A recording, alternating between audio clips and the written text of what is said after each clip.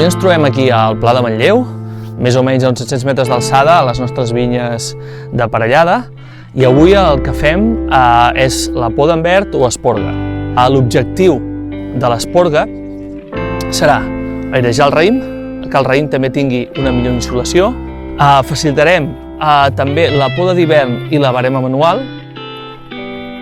i també ajudarem a que el cep estigui com més protegit a lo que són les malalties, com pot ser la brotitis, el míldiu i l'oïdi. Nosaltres la poda aquí a l'Oixarel la dividim en dues parts.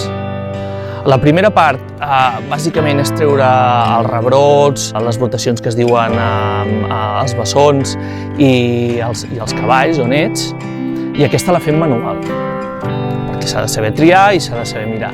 I després fem una altra part, que la farem més endavant, ja a finals de juny, principis de juliol, que la fem amb ramat, que és el despampolat, que com diu la paraula, és treure les fulles que no interessen al cep. Prou, negre, prou! Anem tirant, anem. Ara anirem cap allà.